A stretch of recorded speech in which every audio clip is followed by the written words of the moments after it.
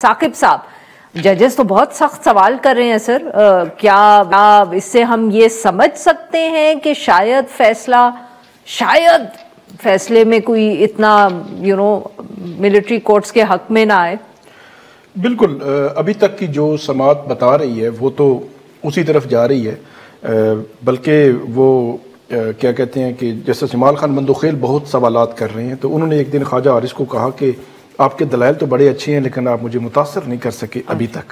तो बंदूखेल साहब के बारे में लोग ये भी कहते हैं कि उनके सवालात कुछ होते हैं और जजमेंट्स कुछ और होती हैं। हाँ, ये भी चीज़ है।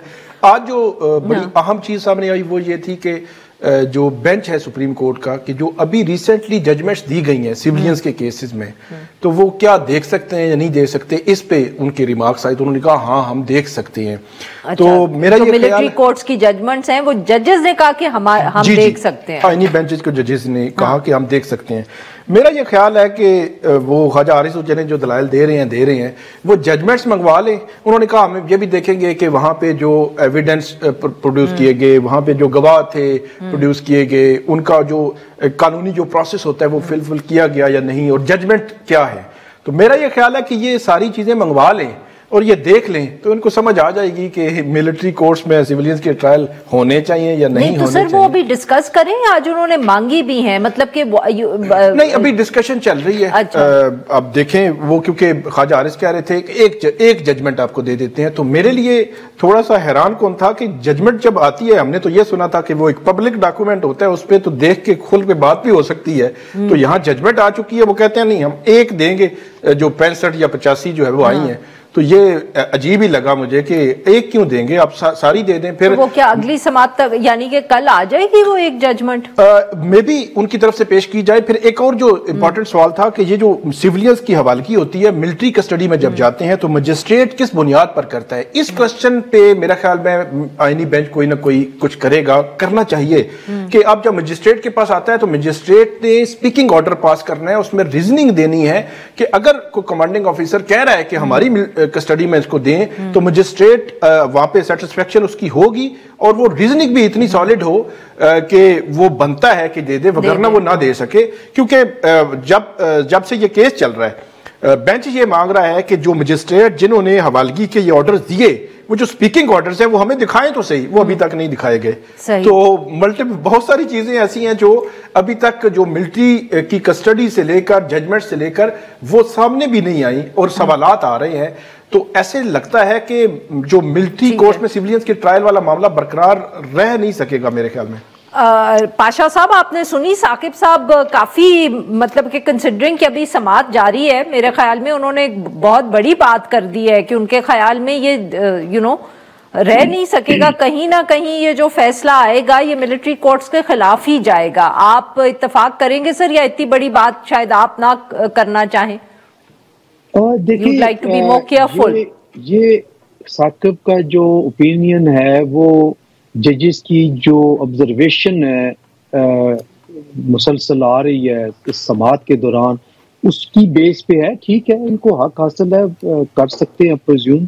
शायद मैं बीइंग स्टूडेंट ऑफ लॉ शायद ना कर सकूं कि मामला सब जुडिस है और मैं ये कहूं कि ये आएगा, लेकिन एक जो सहाफ़ी है वो अपना ओपिनियन फ्रेम कर सकता है कि जनाब ये है। तो लिविंग असाइड दिस थिंग, एक दो चीज़ें बड़ी इंपॉर्टेंट है इसमें।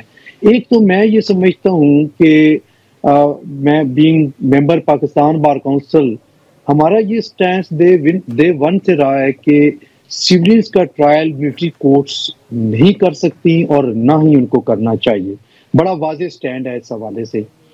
अब आप देख लें कि अगर इसी एनोलॉजी को लेके हम पीछे 21वीं तरमीम की तरफ जाएं तो वहां पे आपको क्यों जरूरत महसूस पड़ी कि आप आइन में एक अमेंडमेंट करा के मिलिट्री कोर्ट्स में सिविलियंस का ट्रायल कराने जा रहे हैं। बेशक वो दहशतगर्द है, तो वहां पे सनसेट क्लास थी 1 साल के लिए, लेटर ऑन उसको एक्सटेंशन हो गई 2 साल के लिए और फिर वो खत्म हो गई। वो सिर्फ उस हद तक थी जो कि एपीसी के तहत, एपीसी स्कूल में दहशतगर्दी में मुआवन थे या मददगार थे या उसमें डायरेक्टली और इनडायरेक्टली इन्वॉल्व थे, वो तो होगी उनकी हद तक बात।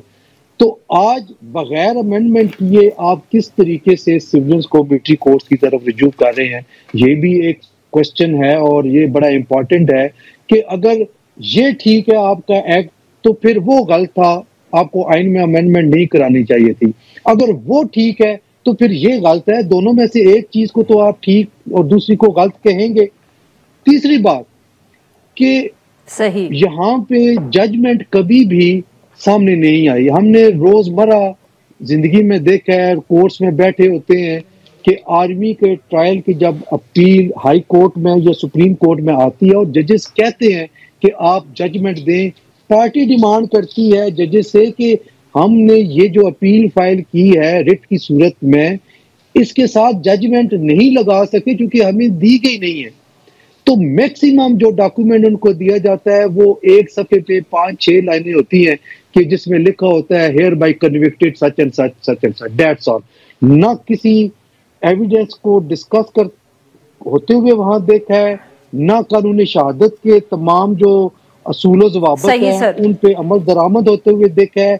बहरहाल ये अब आज सुप्रीम कोर्ट ऑफ पाकिस्तान की माफ करिएगा जी बिल्कुल sir, we running out of time. Saqib साहब कुछ कहना चाह रहे, 30 सेकंड सर। इसमें जो बेंच, जब जस्टिस याजुल हसन की सरबराही में बेंच सुन रहा था तो अटॉर्नी जनरल ने एक स्टेटमेंट दी थी कि जो भी वहां पे जजमेंट्स आएंगी वो रीजनिंग होगी, स्पीकिंग ऑर्डर्स होंगे, सारा कुछ होगा। मतलब वो कहाँ गया अटॉर्नी जनरल की बात पे मेरे पता नहीं जजेस क्या हम जैसे लोग तो अब संजीदगी से नहीं लेते। हम बात कर सकते हैं लेकिन पाशा साहब इससे एग्री करेंगे कि अटॉर्नी जनरल सबसे बड़ा लॉ ऑफिसर, सुप्रीम कोर्ट सबसे बड़ी अदालत के सामने खड़े होकर छोटी जजमेंट्स आएंगी जो मिलिट्री कोर्ट से। नहीं, उन्होंने कहा कि फेयर ट्रायल सब कुछ पूरे होंगे चीजें, तो वो हमें कहीं नजर नहीं आया। तो अटॉर्नी जनरल भी नजर नहीं आ रहे वैसे आजकल। जी पाशा साहब, आप अटॉर्नी जनरल साहब की कमिटमेंट्स पे कुछ कहना चाहेंगे? देखिए, अटॉर्नी जनरल साहब ने जो commitment being principal law officer of the state दी है, तो वो यकीनन उन्होंने जो स्टेट के जिम्मेदारान हैं उनसे कंसल्ट करके दी होगी, क्योंकि वो खुद तो प्रोसिक्यूटर नहीं है, जो उनको कहा गया वो कह दे।